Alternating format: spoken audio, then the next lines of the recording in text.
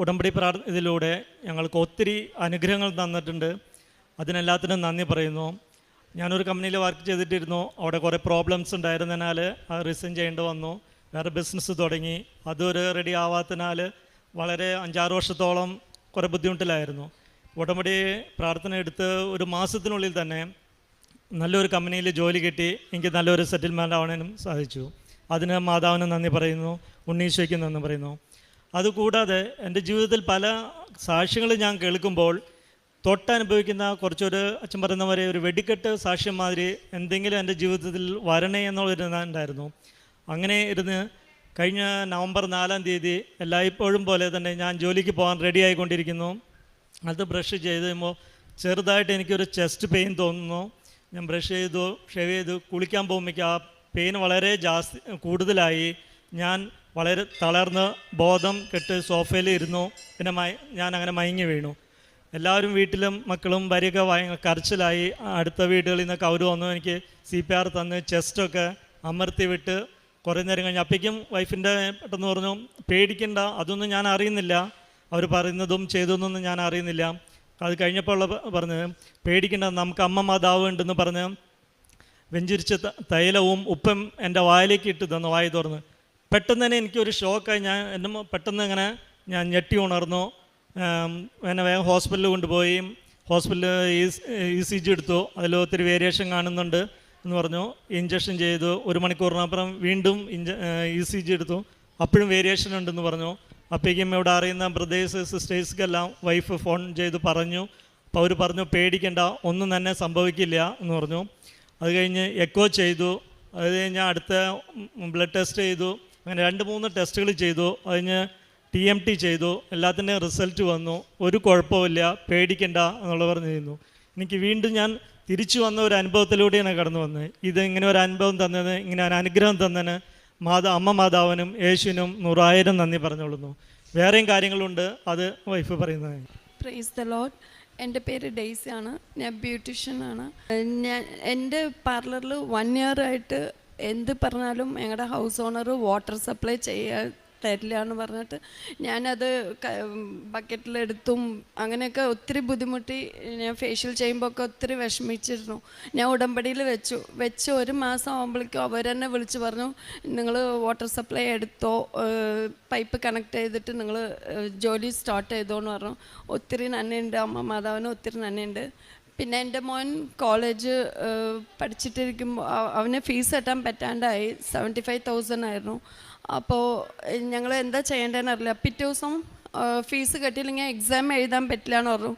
ഞാൻ മാതാവിനെ വിളിച്ചു ഒത്തിരി കരഞ്ഞു. ഞാൻ ഉടമ്പടി എടുത്തതാണ്. എൻ്റെ മോൻ എല്ലാ കുട്ടികളും ഇരുന്ന് നാളെ പരീക്ഷ എഴുതുമ്പോൾ എൻ്റെ മോൻ ഇരുന്ന് എഴുതണം.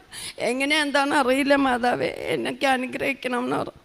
പിറ്റേ ദിവസം അതേപോലെ കോളേജിൽ 10 o'clock ആകുമ്പോഴേക്കും കെട്ടിയാൽ മാത്രമേ എക്സാം എഴുതാൻ പറ്റുള്ളൂ. ബാങ്ക് എപ്പോഴും 10 o'clock ഓപ്പൺ ചെയ്യും. അന്നത്തെ ദിവസം 9:30 തന്നെ ഓപ്പൺ ചെയ്തു. അപ്പോഴേക്കും എൻ്റെ ഹസ്ബൻഡ് അക്കൗണ്ടിൽ ചേട്ടന്മാർ അവരൊക്കെ പൈസ അയച്ചു. ഞങ്ങൾ പ്രതീക്ഷയെക്കാട്ടിലും കുറച്ച് കൂടുതൽ പൈസ തന്നെ കിട്ടി. അപ്പോൾ ഹസ്ബൻഡ് അവിടെ ഫീസ് കെട്ടാൻ ഫ്രണ്ടിൽ തന്നെ നിന്നപ്പോൾ ഞങ്ങൾ പറഞ്ഞു, കോളേജ് 51 ഏക്കറിൽ Krishna college, arts and science college. അപ്പോൾ ഞാനും എൻ്റെ മോനും ഉള്ളിൽ പോയി, ഓഫീസ് റൂമിലേക്ക് ഫസ്റ്റ് ടൈം നടന്നു പോയി. അപ്പോൾ ഹസ്ബൻഡ് ഫീസ് കെട്ടി അപ്പോൾ തന്നെ ഫോട്ടോ എടുത്ത് അയച്ചപ്പോൾ ഞാൻ അവിടെ ഓഫീസ് റൂമിൽ കാണിച്ചതും അപ്പം തന്നെ എക്സാം ഹാളിലേക്ക് വിട്ടു എൻ്റെ മാതാവ്. അപ്പോൾ ഞങ്ങൾക്ക് നല്ലൊരു സുഗന്ധ മണം വന്നായിരുന്നു, റോസാപ്പൂവിൻ്റെ മണം. അപ്പം തന്നെ ഞങ്ങൾ അവിടെ തന്നെ ചെരുപ്പ് ഊരി ഞാനും എൻ്റെ മോനും ഒത്തിരി പ്രാർത്ഥിച്ച് നന്ദി പറഞ്ഞു. ഞാൻ പറഞ്ഞു, മോൻ പൊക്കോ, പോയി പരീക്ഷ നന്നായിട്ട് എഴുതും പറഞ്ഞു. ഒരു എറിയറും ഇല്ലാണ്ട് എൻ്റെ മോൻ എല്ലാ സബ്ജക്റ്റിലും പാസ്സായി. അപ്പോൾ എനിക്ക് എൻ്റെ മോന് ജോലി കിട്ടണമെന്നുണ്ടായിരുന്നു. എൻ്റെ മോന് ജോലി കിട്ടി. അപ്പോൾ എനിക്ക് ഇച്ചിരി അഹങ്കാരമായിരുന്നു. പഠിച്ചു കഴിഞ്ഞത് എൻ്റെ മോന് ജോലി കിട്ടി ചെന്നൈയിലെന്ന് പറഞ്ഞിട്ട്. പക്ഷേ അഹങ്കാരം കൊണ്ട് പൊട്ടിപ്പോയി. ഇപ്പം ഞങ്ങൾ ജോലി അന്വേഷിച്ചിട്ടിരിക്കുകയാണ്, കുഴപ്പമൊന്നുമില്ല. പിന്നെ എൻ്റെ അമ്മച്ചിക്ക് കുറേ ദിവസമായിട്ട് വയറുവേദനയാണ്. എപ്പോഴും പറയും എനിക്ക് വയറുവേദന. അപ്പോൾ സ്കാൻ എടുക്കാൻ പോവാം അങ്ങനെയൊക്കെ പറയുമ്പോൾ അമ്മ വരില്ല. ഒന്നല്ലെങ്കിൽ അമ്മ റെഡിയായി ഓക്കെ പറയുമ്പോൾ ഞങ്ങളുടെ കയ്യിൽ പൈസ ഉണ്ടാവില്ല. അപ്പോൾ അങ്ങനെ ഒരു സ്ട്രഗിൾ ഉണ്ടായി. അപ്പോൾ ഞാൻ പറഞ്ഞു, എനിക്കറിയില്ല മാതാവേ, ഒന്നും കൊണ്ട് ഒത്തു വരുന്നില്ല. ഞാൻ തൈലോട്ട് നന്നായി പ്രാർത്ഥിച്ചു. ഇപ്പം എൻ്റെ അമ്മയ്ക്ക് ഒരു കുഴപ്പമില്ല, വയറുവേദന അങ്ങനെ ഒന്നുമില്ല. പിന്നെ എൻ്റെ അനിയന്മാർക്കും പിന്നെ കുറച്ച് വേറെ ആൾക്കാർക്കൊക്കെ കല്യാണം കഴിഞ്ഞിട്ടില്ല, 31 ഏജായി, 32 ഒക്കെ ആയി എന്ന് പറഞ്ഞാൽ എന്നോട് പ്രാർത്ഥിക്കാൻ പറയും. ഞാൻ ഇവിടെ ഉടമ്പടിയിൽ വെച്ചായിരുന്നു. 90 ഡേയ്സിൻ്റെ ഉള്ളിൽ ഈ പറഞ്ഞ എല്ലാവർക്കും കല്യാണം നടന്നു കഴിഞ്ഞു. പിന്നെ പിന്നെ അങ്ങനെ ഒത്തിരി അനുഗ്രഹങ്ങൾ ഞങ്ങൾക്ക് കിട്ടി. ഒത്തിരി അമ്മ മാതാവിനും തിരുക്കുമാരനും നന്ദി. പിന്നെ ഹസ്ബൻഡ് ഹോസ്പിറ്റലിലുള്ള സമയത്ത് എനിക്ക് പൈസയുടെ ബുദ്ധിമുട്ടുണ്ടായി. അപ്പം ഞാൻ ഒത്തിരി വിളിച്ച് കരഞ്ഞു. ഞങ്ങൾ എന്താ ചെയ്യേണ്ടത് അറിയില്ല, ഞങ്ങളുടെ കൂടെ ആരുമില്ല. പക്ഷെ ഞാൻ പറഞ്ഞു എൻ്റെ മാതാവുണ്ട് എൻ്റെ കൂടെ എന്ന് പറഞ്ഞു. എന്നിട്ട് അപ്പോൾ നോക്കുമ്പോൾ ആരാ ഇട്ടേന്നറിയില്ല, ഞങ്ങളുടെ അക്കൗണ്ടിൽ 9,000 ഉണ്ടായിരുന്നു. ഞാൻ വിചാരിച്ചു എൻ്റെ ചേട്ടന്മാരാരെങ്കിലും ആയിരിക്കും എന്ന്. അപ്പം ഞാൻ അവിടെ പോയി പറഞ്ഞു, ചേട്ടന്മാരോട് താങ്ക്സ് പറഞ്ഞപ്പോൾ ചേട്ടൻ പറഞ്ഞു ഞാനൊന്നും ഇട്ടിട്ടില്ല മോളെ, എനിക്ക് അങ്ങനെ അറിഞ്ഞില്ല എന്ന് പറഞ്ഞു. ഞാൻ ആരും അറിയിച്ചില്ല. അപ്പം ഞങ്ങൾ പോയി നോക്കിയപ്പോൾ ഞാൻ ബാങ്കിൽ പോയി ഞാൻ പറഞ്ഞു, കംപ്ലൈൻറ്റ് ചെയ്തു, സർ ആരാ ഇട്ടേന്ന് അറിയില്ല, ആരാ ഈ വ്യക്തി അണിച്ചാൽ പറയും സർ, 1 വീക്ക് ടൈം ചോദിക്കും, ഞാൻ റിട്ടേൺ ചെയ്യാം പൈസ എന്നോ. അപ്പോൾ ചെക്ക് ചെയ്തിട്ട് പറഞ്ഞു ATM ഇതിൽ തന്നെ വന്ന് നിൻ്റെ ഫോൺ നമ്പറിലേക്കാണ് ഇട്ടത്, സോ അത് ആരാച്ചാൽ പിന്നെ നോക്കാമെന്ന് പറഞ്ഞു. പക്ഷെ ആ സമയത്ത് എനിക്ക് ഒത്തിരി അനുഗ്രഹിച്ച് എൻ്റെ ഹസ്ബൻഡിന് ഒരു കുഴപ്പമില്ലാണ്ട് ഞാൻ എല്ലാ ട്രീറ്റ്മെൻറ്റും നോക്കി എല്ലാം റെഡിയായി വന്നു. ഒത്തിരി നന്ദിയുണ്ട് മാതാവിനും തിരുക്കുമാരനും. കാരുണ്യ പ്രവൃത്തിയായിട്ട് ഞങ്ങളുടെ പള്ളിയിൽ നിന്ന് മദർ തെരേസ ഹോമിലേക്ക് കൊണ്ടുപോകും. അപ്പോൾ അവിടെ പോകുമ്പോൾ എനിക്ക് ചെറുതായിട്ട് കൈ പെയിൻ ഉണ്ട്. അപ്പോൾ സിസ്റ്റർ പറയും ഡെയ്സി ഒരു ജോലിയും ചെയ്യണ്ട, തയ്ച്ചാൽ മതി പറഞ്ഞിട്ട്. എനിക്ക് ടൈലറിങ്ങും ബ്യൂട്ടീഷ്യനാണ് എൻ്റെ ജോലി. അപ്പോൾ സിസ്റ്റർ ആ കുട്ടികൾക്ക് വിരിക്കുന്ന ബെഡ് ഇതൊക്കെ കട്ട് ചെയ്ത് തരും. അപ്പോൾ അതിരുന്ന് തയ്ക്കും. പിന്നെ GH ഹോസ്പിറ്റലുണ്ട്, അവിടെ പോയി പത്രമൊക്കെ കൊടുക്കും. അവിടെ വയ്യാത്തവർക്കൊക്കെ തൈലം പരറ്റും, ഇച്ചിരി ഉപ്പ് അതൊക്കെ ഇട്ട് കൊടുക്കും. പിന്നെ ഞങ്ങൾ പൊതിച്ചോറ് കൊണ്ടുപോകും, മാസത്തിലൊരിക്കൽ അമ്മ ഉണ്ടാക്കി ഹസ്ബൻഡും അമ്മയും ഒക്കെ കൊണ്ടുപോയി കൊടുക്കും.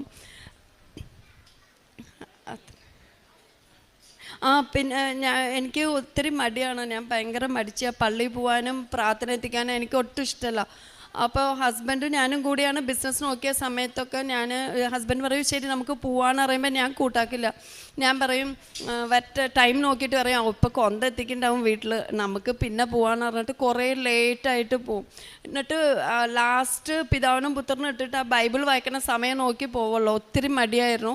പക്ഷേ ഉടമ്പടി വെച്ച പിന്നെ ഇപ്പം ഞാൻ ഒത്തിരി ദൈവത്തിലേക്ക് അടുത്തു. ഇപ്പം അമ്മ പറയും ടൈമായി ഞങ്ങൾ എത്തിക്കട്ടെ എന്ന് ചോദിക്കുമ്പോൾ ഞാൻ പറയും വേണ്ട, ഞങ്ങൾ വന്നിട്ട് എത്തിച്ചാൽ മതി, അമ്മ വെയിറ്റ് ചെയ്യുമെന്ന് പറയും. ഒത്തിരി മാതാവിനോട് ഒത്തിരി അടുത്തു, പള്ളി പോക്കും എല്ലാം കൊണ്ടും ഞങ്ങൾ ദൈവത്തിനെ അറിഞ്ഞു. ഒത്തിരി നന്ദിയുണ്ട്. Thank you Jesus. വിശുദ്ധ ഗ്രന്ഥത്തിൽ യോഹന്നാൻ്റെ വിശുദ്ധ സുവിശേഷം 6-ാം അധ്യായത്തിൽ ഒരു വലിയ ജനക്കൂട്ടം തൻ്റെ അടുത്തേക്ക് വരുന്നത് കണ്ടിട്ട് ഈശോ പീലിപ്പോസിനോട് ചോദിക്കുന്നുണ്ട്, ഇവർക്കെല്ലാം നാം എവിടെ നിന്ന് അപ്പം വാങ്ങും? വീണ്ടും തിരുവചനം പറയുന്നു, അവനെ പരീക്ഷിക്കാനാണ് യേശു ഇങ്ങനെ ചോദിച്ചത്. എന്ത് ചെയ്യണമെന്ന് യേശു നേരത്തെ മനസ്സിൽ കരുതിയിരുന്നു. ഉടമ്പടിയുടെ ജീവിതത്തിൽ എന്ത് ചെയ്യണമെന്ന് ഓരോ മക്കളുടെയും കുടുംബത്തിനും അവരുടെ ജീവിതത്തിലും എന്ത് ചെയ്യണമെന്ന് കരുതിയിരിക്കുന്ന സത്യദൈവത്തിൻ്റെ അടുത്തേക്കാണ് നാം ഉടമ്പടിയും എടുത്ത് കടന്നു വരുന്നത്. ഇവിടെ കടന്നു വരുമ്പോൾ നമ്മുടെ ജീവിതത്തിൽ വരുന്ന മാറ്റങ്ങൾ, ഇപ്പോൾ ഈ അനുഭവ സാക്ഷ്യത്തിലും പങ്കുവെച്ച കാര്യങ്ങൾ, എങ്ങനെയാണ് വ്യക്തികൾ മാറുന്നത്, അത് പിന്നീട് കുടുംബ പ്രാർത്ഥനയാകാം, വിശുദ്ധ ഗ്രന്ഥവായന, വിശുദ്ധ കുർബാനയിലെ പങ്കാളിത്തം, കൺഫെഷൻ, ഇങ്ങനെ ഓരോ കാര്യങ്ങളും നാം ഇവിടെ പറയുമ്പോൾ അതിലൊക്കെ ആ വ്യക്തികൾക്ക് പിന്നീട് വരുന്ന മാറ്റം അത് കുടുംബത്തിൻ്റെ ആകെ വ്യക്തിത്വ വിശുദ്ധീകരണത്തോടൊപ്പം കുടുംബത്തിൻ്റെ ആകെ വിശുദ്ധീകരണമായി മാറുകയാണ്. അപ്പോഴാണ് നേരത്തെ തന്നെ എന്ത് ചെയ്യണമെന്ന് മനസ്സിൽ കരുതുന്ന തമ്പുരാൻ നമ്മുടെ ജീവിതത്തിലേക്ക് നമുക്ക് കൃപകൾ വർഷിക്കുന്നത്. ഇവിടെ ഒത്തിരി അത്ഭുതങ്ങളോ ഇതൊന്നുമല്ല ഇവിടെ നടക്കുന്നത്. ഇവിടെ നടക്കുന്നത് നാം ഓരോരുത്തരും കർത്താവിൻ്റെ മുമ്പിൽ വിശുദ്ധിയോടെ വ്യാപരിക്കുമ്പോൾ ആ വിശുദ്ധിയിലേക്ക് ദൈവം ചൊരിയുന്ന കൃപകളാണ്. നാം നമ്മുടെ യോഗ്യത കൊണ്ടല്ല എന്ന് നാം ഈശോയോട് ഏറ്റുപറയുമ്പോൾ നാം യോഗ്യരല്ല, it is not by merit but by grace. തൻ്റെ മകന് ജോലി കിട്ടിയപ്പോൾ താൻ അല്പം അഹങ്കരിച്ചു, പ്രാർത്ഥന കുറച്ച് ഉഴപ്പി. അങ്ങനെ ഉള്ള ആ സാഹചര്യങ്ങളിൽ എങ്ങനെയാണ് പിന്നീട് നാം അതിനെ റെക്ടിഫൈ ചെയ്യുക? അതല്ല യഥാർത്ഥത്തിലുള്ള വഴി എന്ന് നാം മനസ്സിലാക്കുമ്പോൾ ബോധ്യത്തോടെ ബോധപൂർവം വീണ്ടും ഈശോയെ തന്നെ ശരണപ്പെടുക, ഈശോയിലേക്ക് അടുക്കുക. അതിന് നമുക്ക് നൽകിയിരിക്കുന്ന, സ്വർഗം നൽകിയിരിക്കുന്ന വാതിലാണ് പരിശുദ്ധ കന്യകാമറിയം. അമ്മയുടെ മധ്യസ്ഥതയിലാണ് നാം ഈശോയോട് പ്രാർത്ഥിക്കുന്നത്. അമ്മ പറയുന്ന ഒരു കാര്യവും ഈശോ നിരസിക്കില്ല. എങ്ങനെയാണ് തൻ്റെ ഹസ്ബൻഡിന്, ഈ മകന് രോഗസൗഖ്യം, പെട്ടെന്ന് തനിക്ക് ചെസ്റ്റ് പെയിൻ വരുന്നതും പിന്നീട് അങ്ങോട്ടുള്ള ഓരോ കാര്യങ്ങളൊക്കെ നാം കേട്ടു. ആകെ കൊളാപ്സായിപ്പോയ മകനാണ്. ECGയിൽ ആദ്യം വേരിയേഷൻ ഉണ്ടായിരുന്നു. പിന്നീട് അതൊന്നും ഉടമ്പടി നേർച്ച വസ്തുക്കൾ ഉപയോഗിച്ച് കഴിയുമ്പോൾ പിന്നീട് പെട്ടെന്നാണ് ആ മകന് തന്നെ ബോധമൊക്കെ കിട്ടുകയും തങ്ങൾക്ക് ചികിത്സിക്കാനുള്ള പൈസ, ഇതൊക്കെ ചിന്തിക്കുമ്പോൾ അക്കൗണ്ടിലേക്ക് എങ്ങനെ പൈസ വരുന്നു, മാതാവ് ഇട്ട് കൊടുക്കുവോ? ആരെങ്കിലുമൊക്കെ ഇവിടെ ഇരുന്ന് ഇങ്ങനെ ചിന്തിക്കുന്നുണ്ടെങ്കിൽ അത് യുക്തിയും ബുദ്ധിയും വർക്ക് ചെയ്യുന്നതാണ്. എന്നാൽ ഒരു ദൈവ പൈതലിന് ദൈവാശ്രയബോധത്തോടെ ജീവിക്കുമ്പോൾ അതിലെല്ലാം ദൈവത്തിൻ്റെ അദൃശ്യ കരങ്ങൾ കാണാൻ കഴിയുമെന്നുള്ളത് തന്നെയാണ് ഇന്ന് കൃപാസനത്തിൽ പറയുന്ന അനുഭവ സാക്ഷ്യങ്ങളിൽ നമുക്ക് മനസ്സിലാക്കാൻ കഴിയുക. അമ്മ ഏതൊക്കെ രീതികളിലാണ് ഓരോ കുടുംബത്തിലേക്കും കടന്നു വരിക. പല രൂപങ്ങളിൽ, ഭാവങ്ങളിൽ അമ്മ ഇന്ന് കടന്നു വരികയാണ് ഈശോയുമായിട്ട്. ഈ അമ്മയെ സ്വീകരിക്കാനാണ് ഉടമ്പടി ജീവിതത്തിൽ ഏറ്റവും വിശ്വസ്തരും സത്യസന്ധരുമായിട്ട് നാം മുമ്പോട്ട് പോകേണ്ടത്. ലോകത്തിലെങ്ങും മാതാവിൻ്റെ പള്ളികളില്ലേ എന്ന് ചോദിച്ചവർ തന്നെ എത്രയോ മക്കൾ ഇവിടെ വന്ന് സാക്ഷ്യം പറയുന്നു. ഇത് ലോകത്തിൽ പല പള്ളികളുണ്ട്, എല്ലായിടത്തും മാതാവുണ്ട്. ഇത് അമ്മ ജീവനോടെ സ്വർഗം തുറന്നിറങ്ങി വന്ന ഇടമാണ്. അപ്പോൾ ഇവിടുത്തെ ഓരോ മൺതരിക്കും അമ്മയുടെ പാദസ്പർശനമേറ്റതാണ്. ആ കൃപയാണ് നാം ഇവിടെ വന്നിരുന്ന് പ്രാർത്ഥിക്കുമ്പോൾ. അതുമാത്രമല്ല, കൃപാസനത്തിൻ്റെ ആസ്തി എന്ന് പറയുന്നത് വർഷങ്ങളായിട്ട് ഇവിടെ ജപമാല പ്രാർത്ഥിക്കുന്ന, അതുപോലെ ദിവ്യകാരുണ്യ ആരാധന ബഹുമാനപ്പെട്ട VP ജോസഫ് അച്ഛൻ്റെ അച്ഛൻ കടലിലും കരയിലുമൊക്കെ ആയിട്ട് നടത്തിയ പ്രാർത്ഥനാ യജ്ഞങ്ങൾ, ഇതെല്ലാം ഇതിനൊരു ആസ്തിയാണ് കൃപാസനത്തിന്. ഈ ആസ്തിയിൽ നിന്നാണ്, ഈ ബാങ്കിൽ നിന്നാണ് നാമൊക്കെ ഇവിടുന്ന് സ്വീകരിക്കുന്നത്. നാമും അതിൻ്റെ പവർ സ്വീകരിക്കുകയാണ്. അതുകൊണ്ട് തന്നെയാണ് കൃപാസനത്തിൽ വന്ന് നാം പ്രാർത്ഥിക്കുമ്പോൾ എങ്ങും നടക്കാത്ത കാര്യങ്ങൾ നമുക്കിവിടെ നടന്നു കിട്ടുന്നത്. അതിനോട് ചേർത്താണ് നാം പ്രാർത്ഥിക്കേണ്ടത്. ഇവിടെ വന്നിരുന്ന് നാം ഓരോ ജപമാലയും പ്രാർത്ഥിക്കുമ്പോൾ ഇവിടെ ഇത്രയും വർഷങ്ങളായിട്ട് അർപ്പിച്ച ഓരോ വിശുദ്ധ ബലിയോടും ജപമാലയോടും ചേർത്ത് നാം പ്രാർത്ഥിക്കുമ്പോൾ അതിന് കിട്ടുന്ന ഫലപ്രാപ്തി ഒന്ന് വേറെ തന്നെയാണ്. അതുതന്നെയാണ് അഖണ്ഡ മഹാജപമാല റാലി. എത്രയോ ലക്ഷം മനുഷ്യരുടെ പ്രാർത്ഥനയോടൊപ്പമാണ് നാമും ആ ജപമാലയും പ്രാർത്ഥിച്ച് നടക്കുക. അതൊക്കെ നമ്മുടെ ജീവിതത്തിന് വിശുദ്ധി തരുന്നതാണ്, കുടുംബത്തിന് കൃപ തരുന്നതാണ്. നേരത്തെ തന്നെ മനസ്സിൽ കാണുന്ന, നമുക്ക് വേണ്ടി എന്ത് ചെയ്യണമെന്ന് മനസ്സിൽ കാണുന്ന ഈശോയുടെ അടുത്തേക്ക് നമുക്ക് കയ്യും ഹൃദയവും മനസ്സും എല്ലാം തുറന്ന് കൊടുക്കാം.